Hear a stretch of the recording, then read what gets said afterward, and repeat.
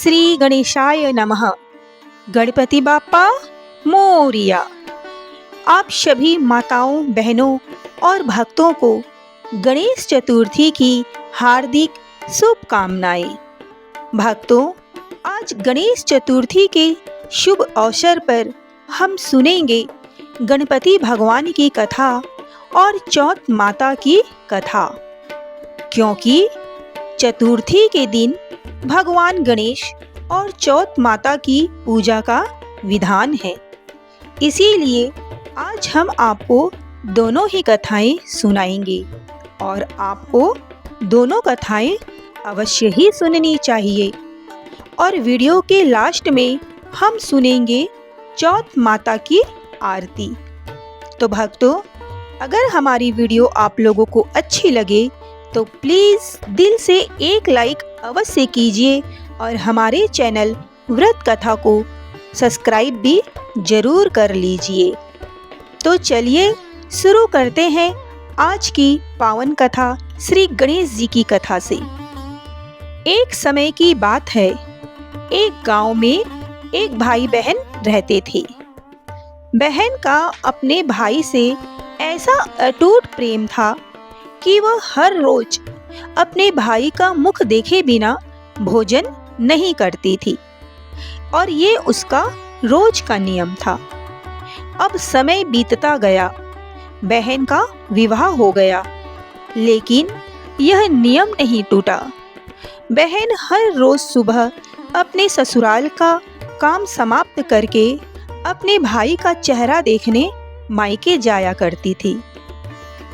एक दिन जब वह रास्ते से जा रही थी तो एक पीपल के पेड़ के नीचे उसने श्री गणेश जी भगवान की अत्यंत ही सुंदर मूर्ति देखी। उसने हाथ जोड़कर प्रार्थना की कि हे गणपति महाराज, मेरे जैसा अमर सुहाग और मेरे जैसा अमर पीहर सबको दीजिएगा। वो ऐसा कहकर आगे चल बढ़ी। रास्ते में झाइयों के कांटे से उसके पैर में चुभ गए। उसका हर दिन का यही नियम था कि वो गणेश जी की मूर्ति के आगे हाथ जोड़कर आगे बढ़ती। एक दिन जब वो अपने भाई के घर पहुंची तो उसकी भाभी ने उसके पैरों में लगे घाव को देखे और भाई से सारी बात बताई। भाई ने बहन के प्रेम को देखकर रास्ते की सभी झाड़ियां और कांटे साफ कर दिए, लेकिन इस दौरान उसने अनजाने में गणेश जी की मूर्ति भी हटवा दी। भाई के इस कृत्य से गणेश जी भगवान क्रोधित हो गए और उन्होंने उसके प्राण हर लिए। अब पूरे गांव में मातम छा गया। जब लोग भाई को अंतिम संस्कार के लिए ले जाने लगे तो उसकी भाभी ने सबसे विनती की कि मेरे पति की बहन आ रही है, वो अपने भाई का मुख देखे बिना नहीं रह सकती है। कृपा कर उनके आने के बाद ही आप इन्हें लेकर के जाइएगा। उधर बहन रास्ते को साफ देखा पर गणेश जी की मूर्ति ना पाकर वो विचलित हो उठी। थोड़ी दूर के पास उसे मूर्ति पड़ी हुई मिली। उसने उसे उठाकर एक साफ स्थान पर रख दिया और फिर उसी श्रद्धा के साथ प्रार्थना की कि हे गणपति भगवान, मेरे जैसा अमर सुहाग सबको दे और मेरे जैसा अमर पीहर सबको देना।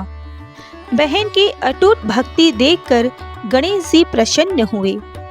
उन्होंने उसे आवाज दी कि बेटी, इस खजेड़ी की 7 पत्तियां ले जाकर और कच्चे दूध में घोलकर अपने भाई को छिड़क दे, वो जीवित हो उठेगा।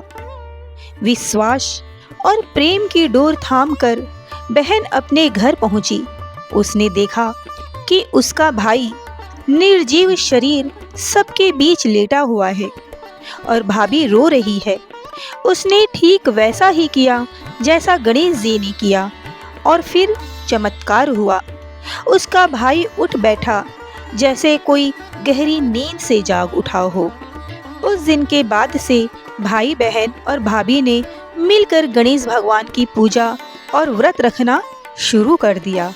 हे गणेश भगवान, जैसे आपने उस बहन की विपत्ति को दूर की, वैसे ही हम सबकी विपत्ति को दूर कीजिएगा। इस कथा को सुनने वाले और करने वाले सभी के दुख को दूर कीजिएगा। और हे गणेश जी महाराज, अगर इस कथा को कहते वक्त या सुनने वालों के वक्त अगर हमसे कोई त्रुटि हो गई हो तो कृपा कर हमें माफ कीजिएगा। तो चलिए अब सुनते हैं चौथ माता की कहानी। एक सेठ सेठानी का बेटा अपनी पत्नी के साथ रहता था। बहू बहुत ही समझदार थी। एक पड़ोसन रोज उससे पूछती कि बहू, आज क्या खाया है तुमने? और बहू हमेशा कहती, ठंडो बासी।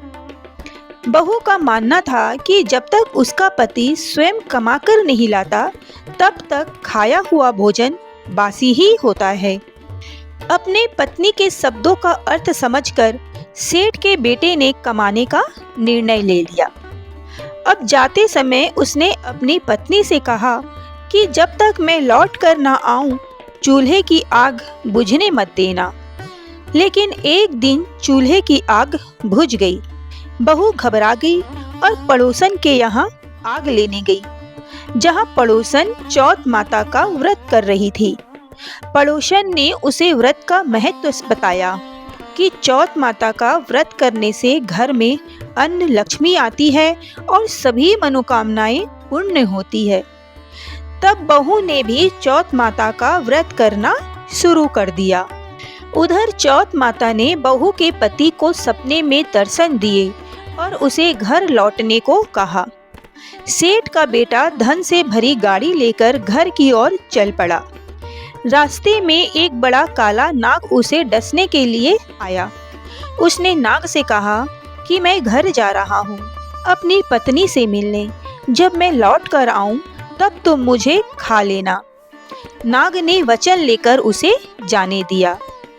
अब घर पहुंचकर वो अपनी पत्नी से मिला, पर उदास था। पत्नी ने उदासी का कारण पूछा तो उसने नाग वाली बात बताई। पत्नी ने कहा कि हे स्वामी, आप चिंता न करें, मैं ही कोई उपाय सोचती हूँ। पत्नी ने 7 सीढ़ियों को सजाया। रेत, इत्र, गुलाब, कुमकुम, लड्डू, पेड़ा, गद्दी और दूध। नाग देवता आराम से एक एक सीढ़ी चलता गया, लेकिन हर बार कहता कि मैं डसूंगा जरूर। यह देखकर गणेश जी और चौथ माता ने साहूकार के बेटे को बचाने का निर्णय किया। चंद्रमा ने उजाला किया, चौथ माता ढाल बन गई और गणेश जी ने तलवार से नाग को मार डाला। सुबह जब माँ ने बेटे बहू को जगाया तो उन्हें ढाल और एक तलवार मिली। ढाल हटाई तो मरा हुआ नाग मिला।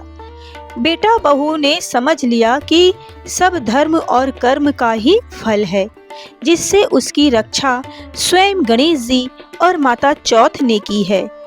हे चौथ माता, जैसे आपने सेठ के बेटे और बहू की रक्षा की, वैसे ही हम सबकी रक्षा करना। हे चौथ माता, इस कथा को सुनने वाले और इस कथा को कहने वाले सभी की मनोकामना को पूर्ण करना। तो दोस्तों, ये थी चौथ माता की कहानी। हमने अभी तक सुना गणेश भगवान की कहानी और माता चौथ की कहानी। अब हम सुनेंगे चौथ माता की आरती। तो एक बार सभी प्रेम से बोलेंगे, जय चौथ मैया। ओम जय श्री चौथ मैया, बोलो जय श्री चौथ मैया। सच्चे मन से सुमिरे, सच्चे मन से सुमिरे, सब दुख दूर भया। ओम जय श्री चौथ मैया। ऊंचे पर्वत मंदिर शोभा अति भारी, हो मैया शोभा अति भारी। देखत रूप मनोहर, देखत रूप मनोहर, असुरन भयकारी। ओम जय श्री चौथ मैया। महासिंगार सुहावन ऊपर छत्र फिरे, हो मैया ऊपर छत्र फिरे। सिंह की सवारी सोहे, सिंह की सवारी सोहे, कर में खड्ग धरे। ओम जय श्री चौथ मैया। बाजत नौबत द्वारे अरु मृदंग डेरू, हो मैया अरु मृदंग डेरू। 64 जोगन नाचत, 64 जोगन नाचत, नृत्य करत भैरू। ओम जय श्री चौथ मैया। बड़े बड़े बलशाली तेरा ध्यान धरे, हो मैया तेरा ध्यान धरे। ऋषि मुनि नर देवा, ऋषि मुनि नर और देवा, चरणों आन पड़े, हो मैया चरणों आन पड़े। चौथ माता की आरती जो कोई सुहागन गावे, हो मैया जो कोई सुहागन गावे। बढ़त सुहाग की लाली, बढ़त सुहाग की लाली, सुख संपत्ति पावे। ओम जय श्री चौथ माता। ओम जय श्री चौथ माता, हो मैया जय श्री चौथ माता। बोलो चौथ मैया की जय।